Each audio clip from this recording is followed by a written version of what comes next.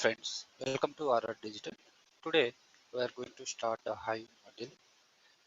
In previous session we discussed about the HDFS model. Okay, so today I will explain briefly about the Hive model. So how Hive model came into market and what all are the companies they are using Hive model and what is the use of Hive model and what all are advantages and disadvantages are there in a Hive model. So those topics I will cover in this model. Okay. So basically, Hive model uh, initially developed by Facebook company. Okay. So initially developed by Facebook company. Okay. So long back when HDFS and MapReduce came into market, that time there is no Hive model. Okay, so MapReduce model only Java people can able to write a code. Okay, but non-Java programmers there is no component in big data Hadoop. Okay, after that Facebook company implemented this Hive model for non-Java programmers. Okay, so in a Hive model completely we have to use only queries. Okay, only queries. Okay, these queries similar to your SQL queries. Okay, also this Hive model it will support only structured data. It will support only structured data, not other data. Okay, only structured data. So initially Hive model came from which company? Means Facebook company. After that this Facebook company hand over this Hive model to Apache software company. Okay, so now entire Hadoop and Spark from which company? Means Apache software company only. But initially this particular component implemented by Facebook company, but later this Facebook company hand over the Hive component to Apache software company. Okay, so what types of data this Hive model support? Okay, so Hive only structured data purpose that they implemented. Okay, because here we have to write queries. So queries means basically it will support only structured data. So Hive doesn't support any semi-structured or unstructured kind of data. Basically, most of the real-time companies they are using this Hive component to process only structured data, but semi-structured and unstructured data they are using other components. Those components we'll discuss in later classes. Okay, so structured data we know. So topics I'm going to cover introduction to Hive. Okay, and manipulating data with the Hive. So how to manipulate the data in a Hive model, also how to retrieve data, how to delete the data, also how to apply partitioning and bucketing concepts in a Hive model. Also not only partitioning and bucketing, here we have some new features, those features not available in SQL or RDBMS. So what are the new features available in Hive model, that also I will explain under advanced Hive features concept. So Hive best practices means here practical. So in Hive model basically here less theory and more practicals. Okay, so I will cover all the topics in Hive model. Okay, so in real time what all are the topics we are going to use, those topics I will cover in Hive model.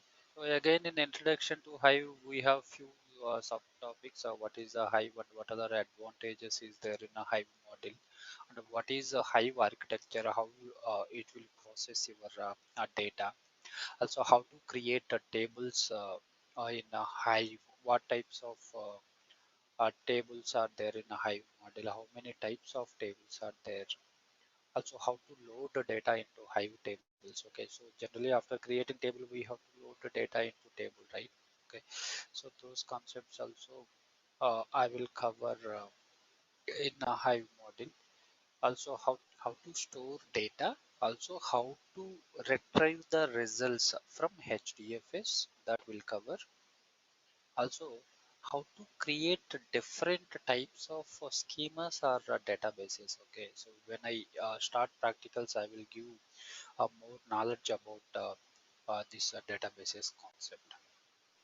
Okay, so first topic, what is a Hive? Okay, so Hive basically it is a open source software only, but they implemented this Hive component on top of HDFS. Okay, so storage capability only HDFS having. Okay, so using a Hive model, you can process your data and you can store your data inside HDFS, and again whenever you want you can read data from HDFS. That's why they implemented this Hive model on top of Hadoop or HDFS.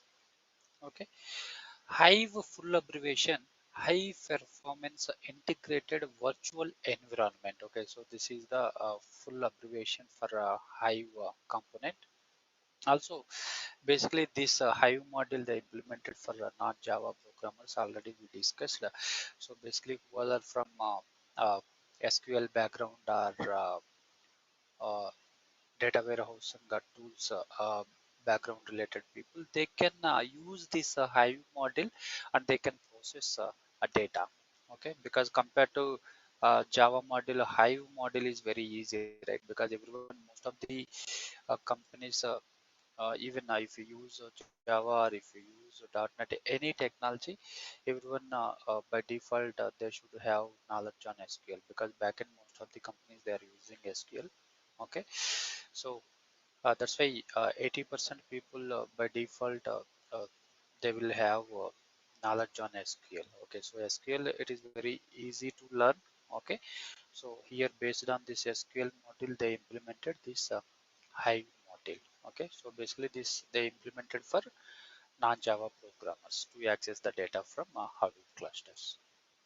Okay, so Hive supports basically SQL queries, but not all the SQL concepts. Only few concepts it is supporting from SQL, and the remaining concepts they implemented newly in Hive model. Okay, so SQL means basically structured query language, right?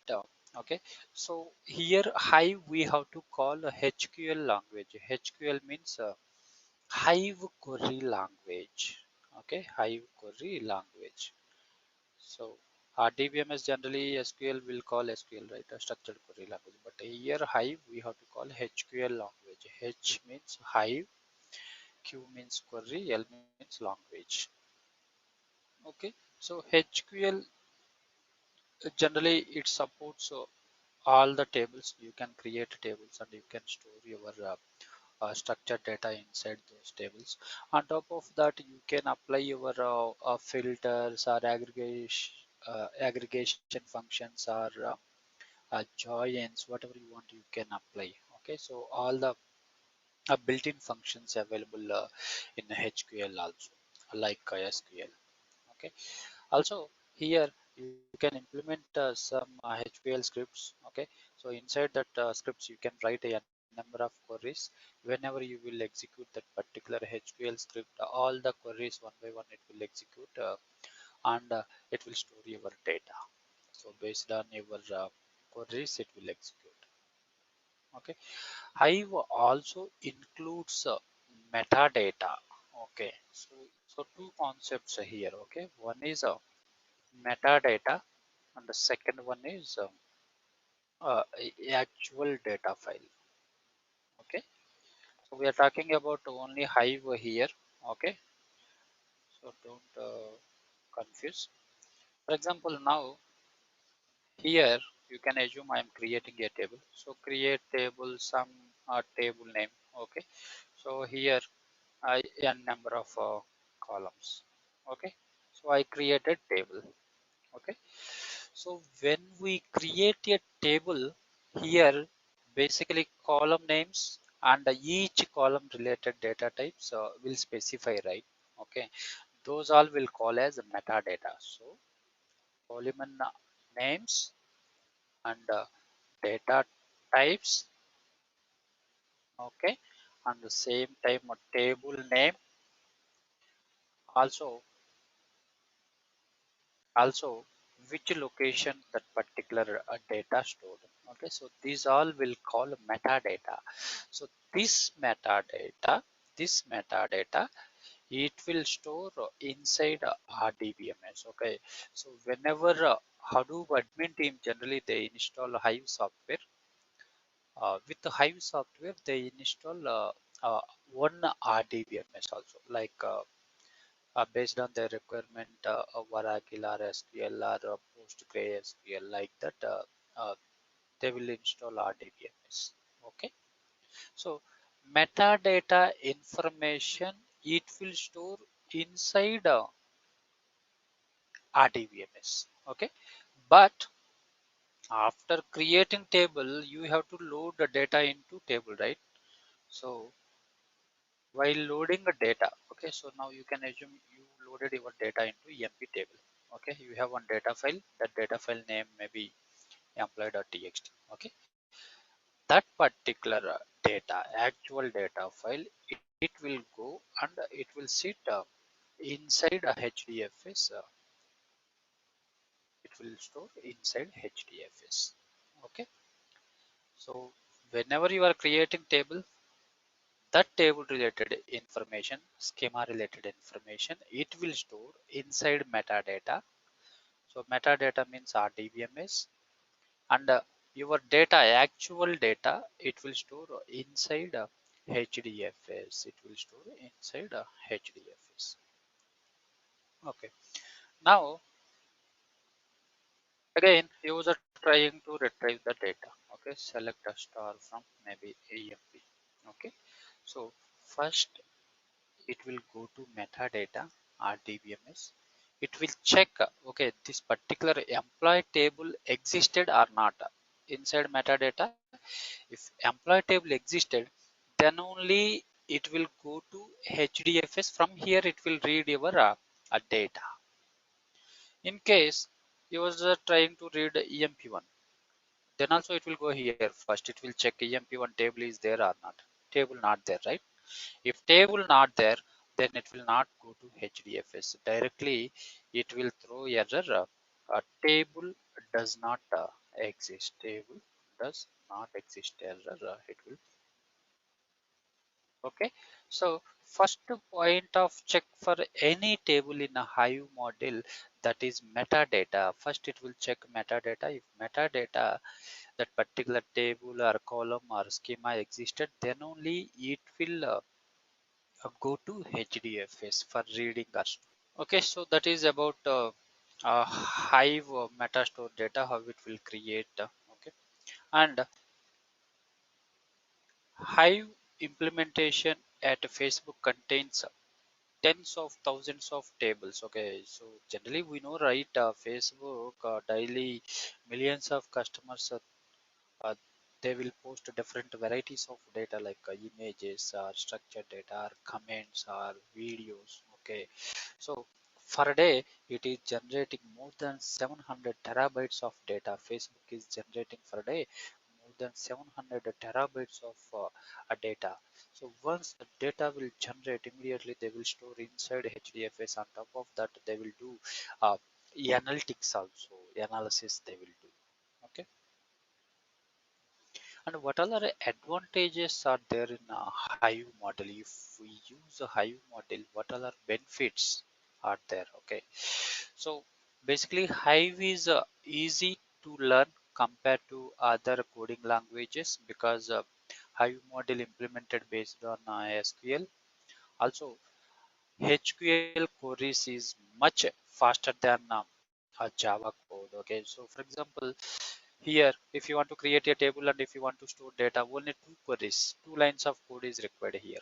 But same, if you want to implement in Java, you have to write more code, maybe 50 to 100 lines of code is required. So there more time will be waste, and again you have to compile that code. Again you have to add all the required dependency jar files. Okay, so that's why nowadays.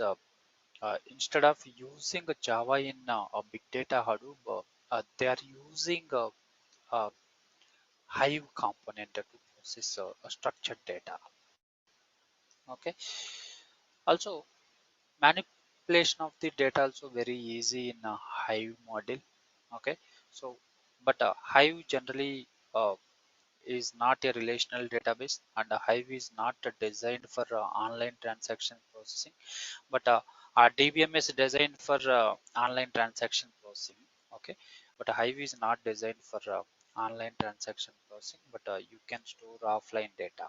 Okay, also we have few features in Hive model. It stores your data inside a database, specific database. So whenever you want to store your data, compulsory you have to create a specific schema or database. Also, Hive is designed for OLAP, and generally Hive will call a HQL or Hive query language. Okay, and compared to other languages, it is very fast and scalable and extensible. Okay, scalable and extensible means you can use built-in functions. Okay, with Hive software, built-in functions will come. Like if you want to convert into uppercase, built-in function is there, you can convert. Okay, but in case if you want to implement your own functionality in a Hive, okay, using Java or other language, you can implement your own functionality. After that, you make a jar file. That jar file you can integrate inside a Hive model, then it will work.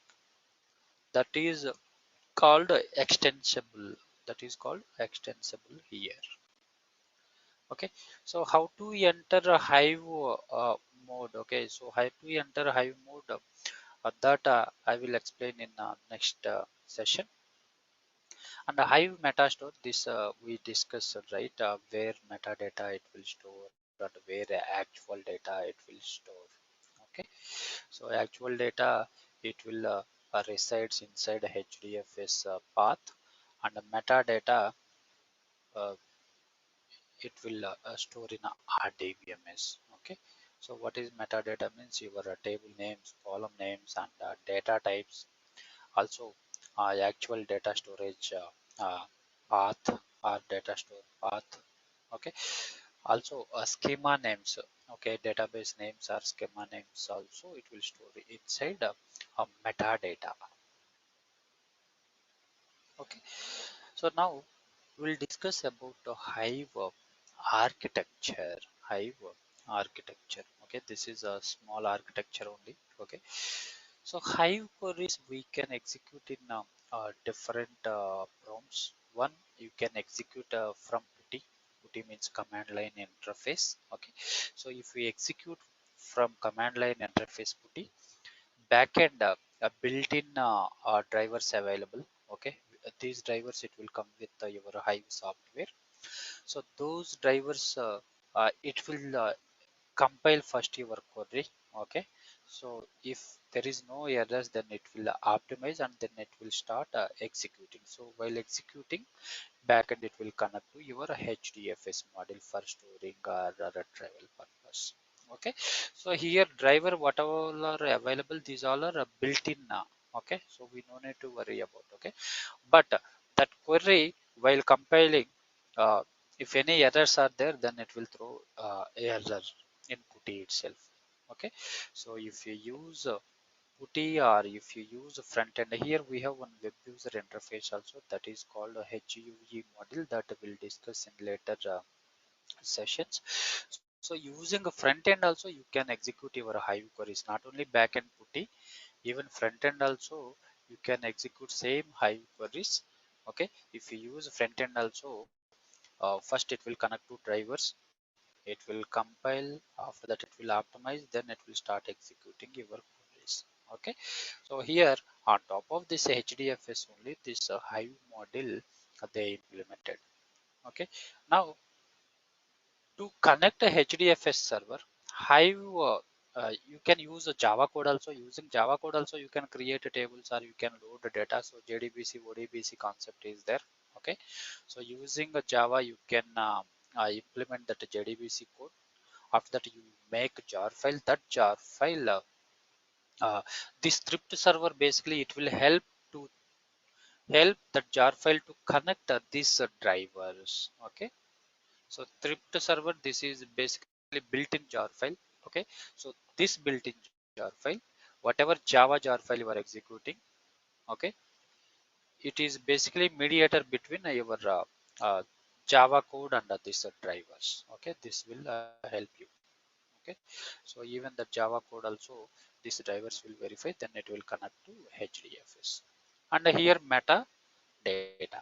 So metadata we discuss. See, if we execute from backend or if we execute from front end or if we use Java code, okay, so anything this metadata is common. Okay, metadata. So your metadata it will store inside RDBMS and your actual data it will store inside HDFS module. So here SQL queries, okay, so few commands are there and a few commands basically Hive is supporting and a few commands Hive doesn't support. So we have different commands in SQL, right? DDL, DML, DCL, DRL, and TCL. Okay, so here Hive supports DDL, your DDL commands. It will support under DCL, DRL, DML views. Also indexes from SQL it is supporting. Also joins, partitioning concepts, and aggregate many functionalities your Hive module supporting. Okay, but a few functionalities Hive not supporting. So TCL, okay, TCL means commit, rollback, and save point concepts are not supporting. Okay, because here auto commit in a Hive everything auto commit, but in SQL manually we have to click a commit button, right? So here everything auto commit. Okay, so TCL commands not supporting, triggers also not supporting Hive. Also stored procedures uh, also not supporting. There is no primary key, foreign key, keywords or concepts in a Hive model. It is not supporting. Okay, so only a few topics it is supporting from SQL and a few topics it is not supporting. Okay, so Hive it is supporting different types of data types. So tiny int 1 byte it is supporting, small int 2 bytes, and the integer 4 bytes, big int 8 bytes, also float single precision, and varchar also there it is supporting, double boolean timestamp. Okay, so these all are different data types already uh, SQL also supporting. Okay, but here if you see varchar and it, here if you see varchar and string. Okay, so string basically it came from Java. Okay, it came from Java. So if you specify string means it will support anything. Okay, even if it is numbers or characters, even varchar also same. Okay, so you can define varchar or string, that is up to you. Okay, but both it will support any type of data. Okay, but thing is most of the real-time projects instead of varchar they are using a string data type. Okay, this is about uh, data types. Okay, so remaining concepts we'll discuss in next session. Thanks all for watching this video. Please subscribe our channel and share it with your friend circle. Thank you. Bye bye.